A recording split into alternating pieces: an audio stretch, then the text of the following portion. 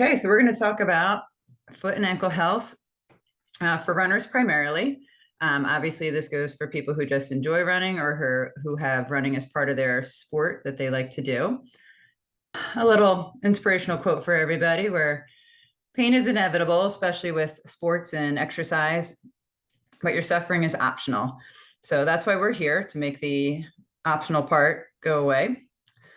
We're going to talk about some foot and ankle anatomy tonight and some common foot and ankle conditions that can occur with running or an overuse injury. We're going to talk about how to prevent some of those, how to take care of yourself, a couple tips and tricks for keeping those feet and ankles healthy, and talking about our role as physical therapists in that care. All right, so with the foot and ankle anatomy, we're not going to go over all of this, so I know it looks scary, but I just wanted to show how much is actually going on in our foot and ankle. We see some of our main players here with the muscles in the front of the foot that help extend the toes and the ankle up. Some of these in the back that help turn the foot in and point down.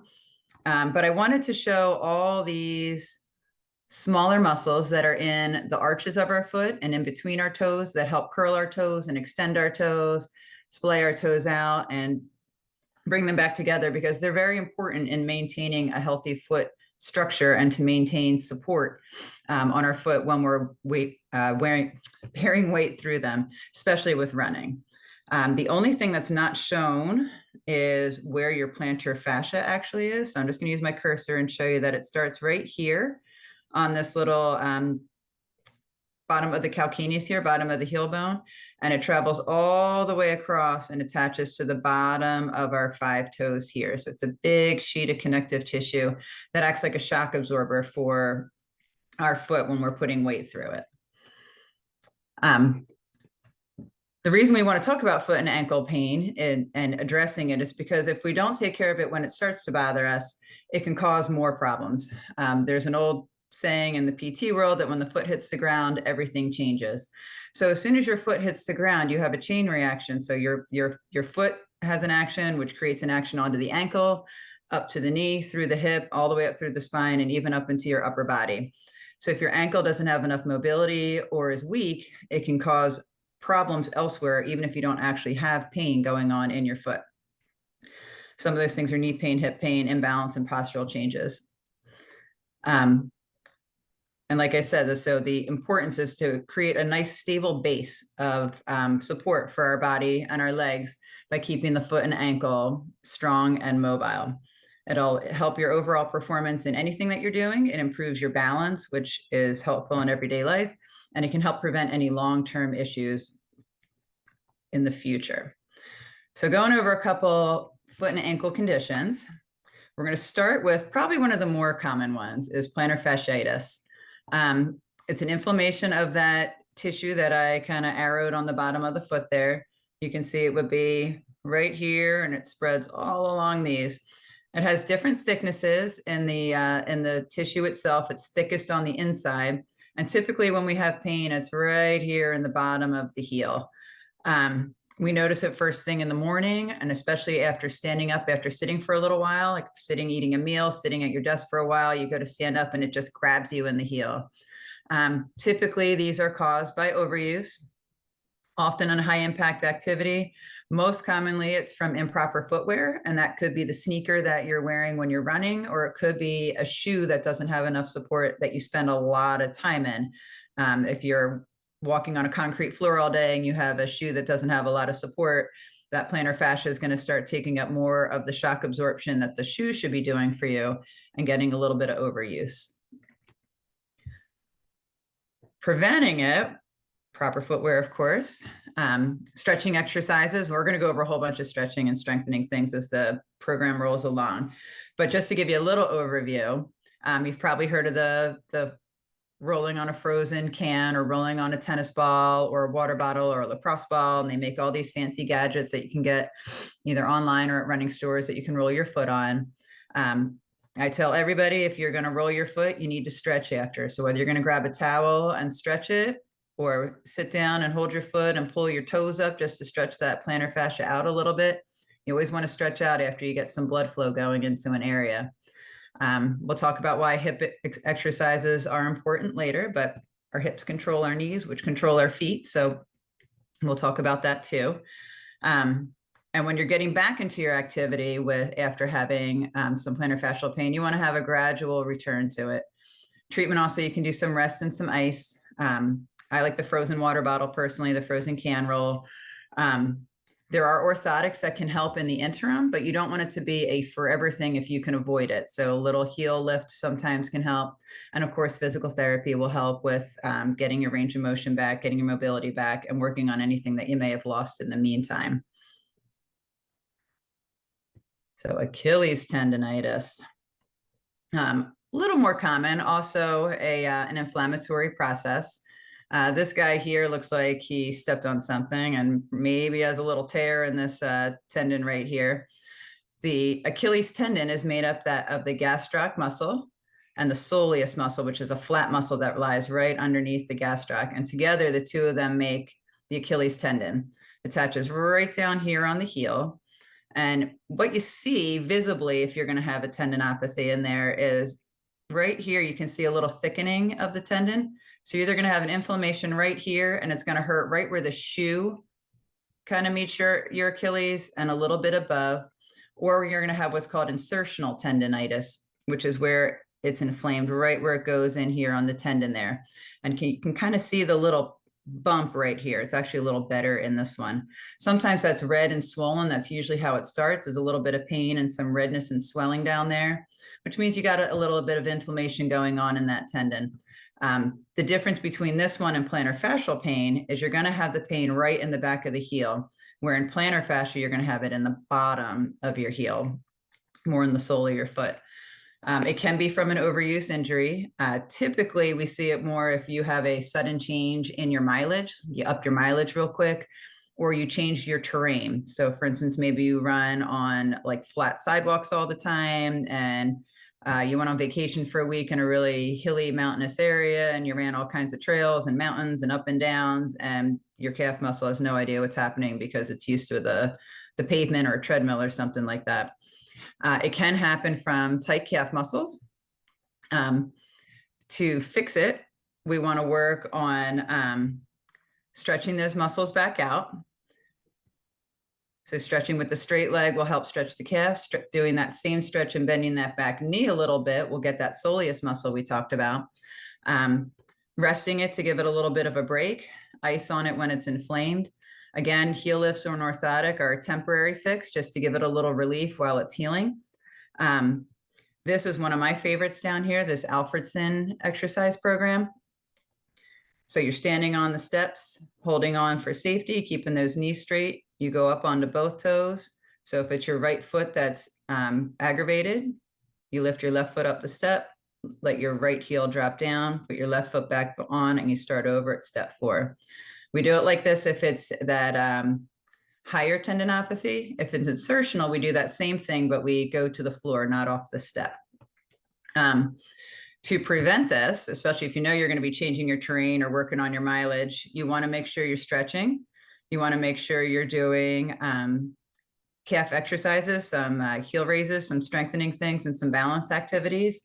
You also want to make sure that you're in the correct shoes, which you're going to hear me say on every single one of these conditions, and try to avoid any repetitive stress. You might need to work a little cross-training in to help prevent any inflammation in that tendon. So ankle sprains. Usually these are caused by us stepping on something, a tree root into a pothole, into a hole in the grass that we didn't see, off a curb, something like that. We all know what they are. Your ankle rolls out and you tear the ligaments or strain the ligaments that are on the outside of the ankle. It's almost always the outside. You can strain the inside. It's a little less common. The difference between a sprain and a strain, the sprain means you've hurt the ligaments themselves. A strain means you've hurt the muscles that surround that ankle too. So usually they go hand in hand, but typically it's the ligaments that give us a little more trouble. The only way this can be caused by improper footwear, which it can, is if you are wearing shoes that are just way too big for you and your ankle is rolling around in the shoe. You can see on the shoes that there's an extra hole here. So maybe if this person had laced a little bit differently, they would have had a little more support around that ankle and we wouldn't be seeing this over here. You'll see swelling and bruising if you tore it. Obviously, it's going to hurt, and it's going to hurt to walk. That's the main kicker. Sometimes when we sprain it, we can keep going for a little while. As soon as you sit down and rest a little bit, it's going to be really hard to start walking again. Typically, you'll see this kind of a bruise underneath it. People say it looks like an egg on the side of their ankle with the swelling. Your first course of treatment is good old resting, icing, compression, and getting that foot elevated as best you can. You're probably gonna need a little PT to get that strength and mobility back. There's 3 different grades of tearing. This is what your normal tendon looks like. You can have a grade 1, a grade 2, or a grade 3. So grade 1 is just a little twist. You can get away probably with an ankle brace or some good kinesio taping with this one. Grade 2, grade 3 for sure, you're gonna be put in a boot and shut down for a little while. That doesn't mean you can't ride a stationary bike. It just means you can't run for a little while. You can do all the upper body work you want, but you're gonna need to shut that foot down and let that ankle recover, and then get back into some strengthening exercises, some balance work. Make sure you're in the right shoes again. And of course, just be aware of your terrain, which can be challenging at times, but keep your eyes up. All right, stress fractures. So not as common, but no less painful. These are definitely an overuse injury. You have one when you are having pain with the activity, but the pain decreases or completely goes away when you're at rest. You can see in the X-ray images where these stress fractures are. There's one on the second toe on the first image. Second image, it's the fifth toe. It's not isolated to just those metatarsal bones. You can certainly have one in one of these tarsals. A little less common. If you do, it's usually this guy in here. And heel bones. So the stress fracture in the heel is more common, I think, than even some of these up here, especially if you're a heel strike runner. There's something called heel strike hemolysis, which every time the heel strikes, it's a little mini crack, and it can cause an eventual stress fracture or bone stress injury into the calcaneus. Typically, those are on people who are those endurance runners who do the ultras and the super long races. Not as common in some of the everyday runners. They can happen in a sudden increase in activity, or if you have poor form when you're performing the activity. Mostly running, of people who are hitting too hard or not pushing off properly can get a stress reaction.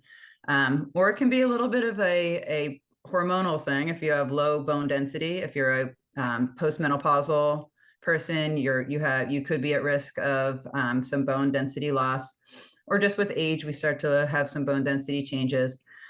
Where you'll feel the pain is in this red box area for the most part. So it's worth a check. If you start having pain that's worse with activity and going away at rest, getting it checked out, making sure that there's no changes going on in that foot. To treat it, you're going to be shut down again. You get the big boot for a metatarsal stress fracture, or even a calcaneal one. Like I said, you can ride a stationary bike with a boot on. Getting back to regular activity gradually, making sure you're in the right footwear, of course, stretching exercise, strengthening exercises of all those little intrinsics that we showed in that foot diagram in the beginning. Preventing these is just, again, gradual increase to your activity if you're starting from scratch, making sure you have proper nutrition, and then you're taking care of your bone health, speaking with your doctor about blood work and things like that, making sure everything's okay, and cross-training to avoid any type of repetitive stresses to help that foot out. So bunions and metatarsalgia. Metatarsalgia is a big fancy word for pain in the ball of your foot here, right across the top. We all know what bunions are. We've seen them. This is a pretty unhappy one right here. You can also get them in your pinky toe. It's called a bunionette. It's a little guy out here. These are the ones that they tend to rub on the outside of your shoe. It makes you feel like your foot's broken on the side. You can have some redness and swelling from these. PT can't make a bunion go away, but we can certainly help with some of the pain from it.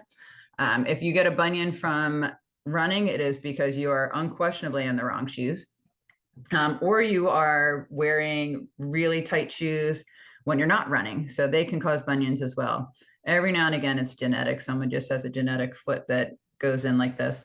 But improper footwear is one of the main causes of bunions, bunionettes, as well as metatarsalgia. It's just wearing that shoe with the toe box that's just squishing those toes in, and you're trying to push off and having that foot splay out, and the shoe's just constricting you too much. It just causes pain across all these joints.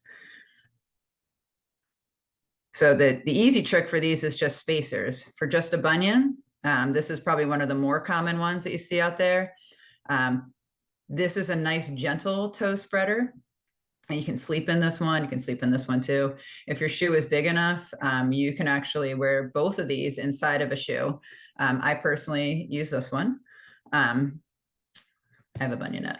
So I wear this. I don't wear it inside my shoes, but I wear them around the house. You can walk around on them. You almost forget that they're in there. You can find these pretty much anywhere. A lot of drugstores. Amazon has all of these types of little spacers. It's Prime Day, so maybe they're on sale. To help treat them, we work on some stretching, toe stretching. We do some intrinsic foot strengthening, which is the main thing, balance exercises. As far as the bunion goes, if it's severe, you may need surgery. Hopefully that doesn't happen. Orthotics can be helpful, but again, they should be a temporary fix just to give you some pain relief while you're getting better. Preventing it is footwear, avoid proper footwear, avoiding anything that's really tight on your toes. High heels can be a main one, especially the pointy high heels. Though some of the lower ones aren't too bad. And just to keep up with some regular foot exercises that we're going to go over in a little bit. All right, we're going to go over them right now. So some injury prevention tips. If you're anything like me, if you have 45 minutes to go for a run, you want to run for all of those 45 minutes. As I've gotten older, I've realized that I need to do a proper warm up and I need to cool down a little bit. So if I have 45 minutes, I now take 5 to 6 minutes to do some form of a dynamic warm up. There's all different things you can do. We can talk about those if you want towards the end. I may run for 30 minutes of that, and then I will do some cool down stretches, maybe only 2 or 3 minutes of that, but just some stretches at the end, just to keep myself mobile. You want to make sure you're in proper footwear and orthotics. We're going to talk about footwear a little further down. Orthotics, again, could be anything just from a shoe insert, just to give you a little more cushion if you feel like a shoe isn't giving you enough cushion or enough support. But those are things that you should be fit for. We will talk about those as we move along here too. Strengthening and flexibility is crucial, and it doesn't have to be crazy weight training. There's a lot of, there are some people who do really well with just some body weight training. You can use resistance bands, free weights, weights at the gym, anything that makes you just work a little bit and work those muscles. And number one is listening to your body. If something hurts, something's wrong. It might just be a little something that can be fixed just with a stretch and maybe a couple exercises, or it might be telling you that something else is going on and to fix it before it becomes something big. Avoiding overtraining is easy to say. You want to, those of you who run regularly, you may or may not keep a log. It's a really good way to keep track of if you are doing too much too soon. Seeing how your sleep is. Sleep is probably the most important thing for us as far as listening to our body. Most of us don't get enough sleep or hydration for that matter. All of those things will help prevent injury as well as wearing proper shoes. Self-care stuff, we just talked about a few. Some daily stretching routines are good for you. There's all kinds out there. This top lady's doing her plantar fascial massage. The lady at the bottom is stretching her plantar fascia, her calf, and her hamstring all at the same time. Good for her. I don't know if I could get down that far. If you're having any pain after your activity, you want to use a little bit of ice. If you're stiff and achy and a little sore before you exercise, a little heat or a little dynamic warm up to get yourself going. Anytime you heat a body part, you want to stretch the body part. While you have all that blood flow in there, you might as well stretch it out. If you're going to heat before you run, that's fine. And we just talked a little bit about rest and recovery. Nutrition, sleep, and hydration is very important for our daily self-care. So a few strengthening exercises, talking just about the foot. They're a little fuzzy, I apologize. I call this one doming. The picture labels it a short foot exercise. Sorry. It's just keeping that foot flat and trying to raise that inside arch of the foot up while keeping all of your toes flat on the floor. You can feel all those little inside muscles working. The second one down there, that letter B, they call toe piano. We call that toe yoga in my office. So keeping the big toe down, raising the other toes, and then doing the opposite, holding all the other toes down and raising the big toe. If you're not able to do that, I have people just lean down and hold their other toes down while they're doing it till they get it. If you practice this daily, you'd be surprised how quickly your foot will be able to do that. The other one is just with a resistance band, just pushing, getting it under the ball of your foot and almost curling your toes into that band. And that one at the bottom is just toes out, toes in, toes out, toes in. All real basic exercises to work on the intrinsics of the foot. The calf raises are toes forward, toes in, and toes out to hit all different side parts of your calf muscles. And down at the bottom, he's standing on one foot. And I like the fact that he's got his leg out in front of him because our leg is usually in front of us when we're on one foot, when we're running. So it's just good practice. Personally, I stand on one foot when I brush my teeth. I stand on one foot brushing the bottoms and the other foot brushing the tops, however you wish to do it. But it's an easy way to throw a balance exercise in while you're brushing your teeth. Other exercises that I don't have pictures of in here are things like glute sets, just squeezing your butt. If you are sitting watching this and you don't have any shoes on, if you stand up with your feet about hip width apart and just squeeze your butt muscles together, you will feel your feet roll in a little bit. It puts you into pronation. So if you're an overpronator, just doing glute sets will take some of that excess pronation away from you because it's going to take you out of supination. There's a million different balance exercises. You can change this balance exercise into a dynamic where he's just standing and bringing the leg behind him and bringing it up, bringing it out to the side, switching legs, doing a swing kick, just to challenge that ankle stability while it's on one foot. Other things are squats. Squatting on an unstable surface makes it hard. Most of us don't have these laying around, but just squats in general are good. Stand on a pillow to make it a little bit harder. A little bit of balance and core strengthening with this one is standing on one foot. You don't have to hold a weight, but reaching down towards your foot with your opposite hand, keeping yourself as straight as possible is good for balance, hamstring strength, and calf strength. And then I just threw in a couple plyometric exercises, little squat jumps, lateral side to sides, doing a step down, jump up. This is more like a bounding, almost like a skip type activity, just to keep some elasticity into your ankles and your legs. Running is plyometric. You might as well train in it a little bit too. But it's just super helpful with keeping everything nice and strong, nice and dynamic and flexible so that you can handle anything if you do encounter an uneven surface or anything unforeseen. Well, it should get better a little bit faster the more prepared you are for it. Some basic stretches. So I always throw the hip in. So we saw some calf stretches up earlier with the calf and soleus muscle with the leg straight and the knee bent.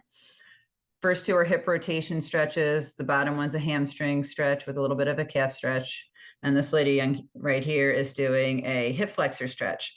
All important for keeping the whole leg as mobile as possible, which will keep as much mobility in the leg as possible. So if you're pushing off and your ankle has mobility, but your hip doesn't have any mobility, you're going to be taking your steps too soon and landing again too soon, which can put you on your heel instead of your midfoot and potentially cause that stress response.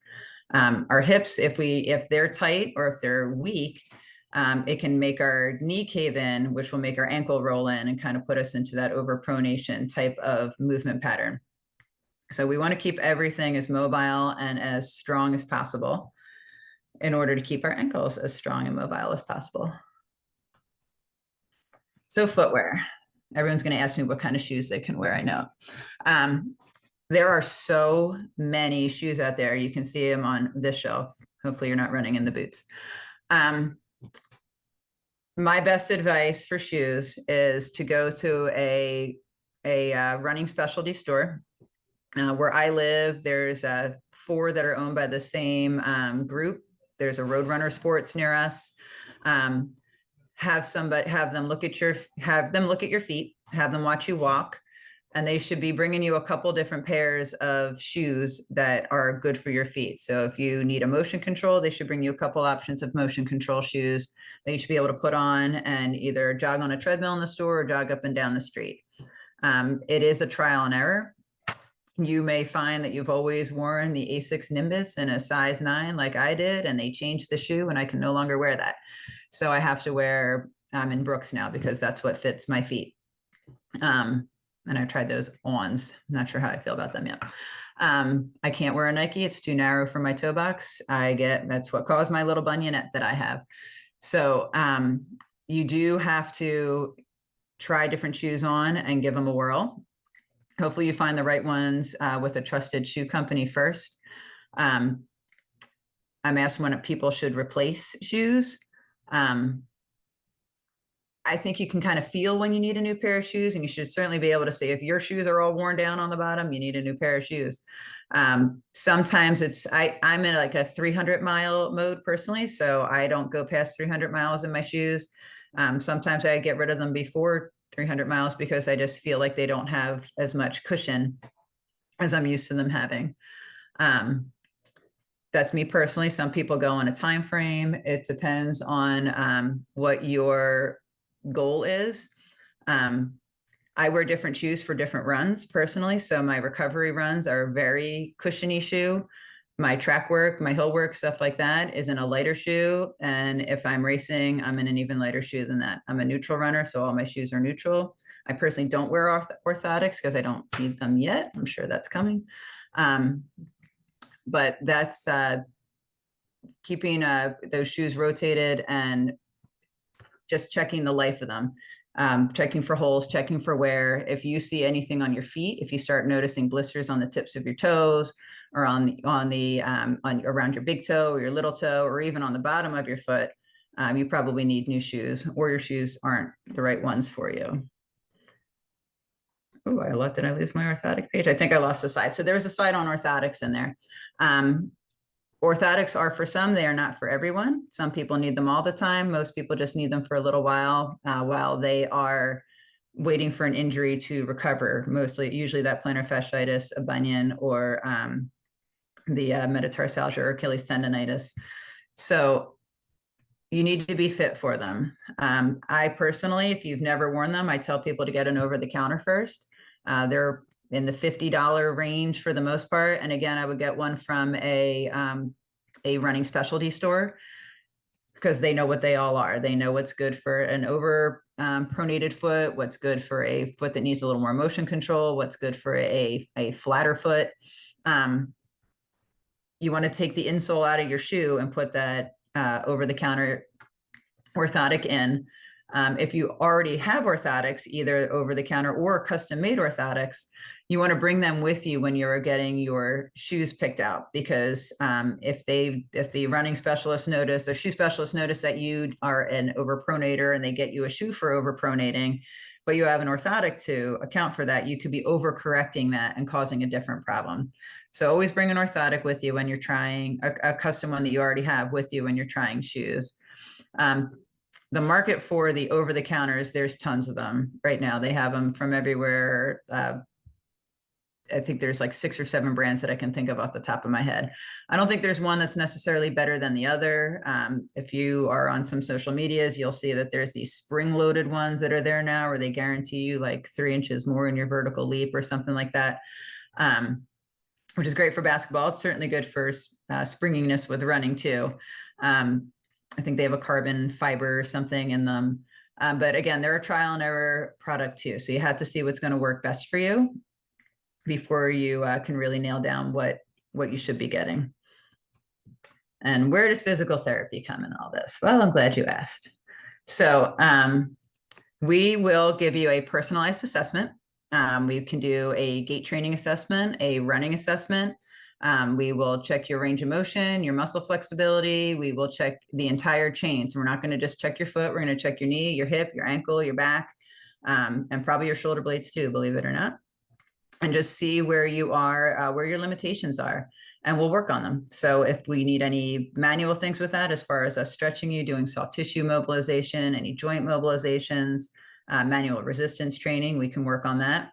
And you have like somebody giving you real-time feedback on how you're doing with your exercises and what you are. If you start to drop your form while running, we can watch that happen.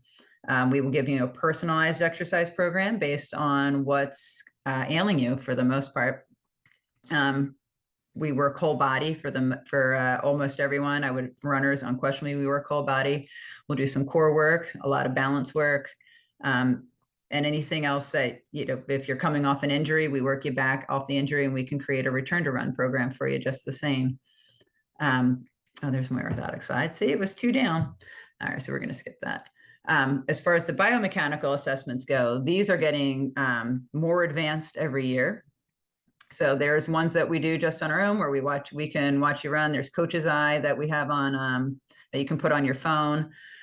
There is a Fusionetic functional assessment movement assessment program. There's just the functional movement assessment program where we can see deficits in your mobility and see how what you need to do to fix them. This is one of the cooler ones out here. You can see all these little dots, and it literally, this is an actual running assessment on somebody. So you can see where they're lined up improperly, where the hip's dropping. I don't know what we're doing with the hands here. This arm's up too high. So it's really cool. I personally don't have this in my office, but I'm going to ask for it. When you should see a PT versus seeing a doctor. If you're just having some aches and pains and things, feel like to have some joint stiffness, some muscle stiffness, an ache here or there, maybe you feel like you're just not running efficiently, physical therapy, we can help you with that. We can help you with minor swelling, inflammation, things like that. If you have persistent pain, severe pain, an acute injury, like that ankle sprain, should be going to a doctor.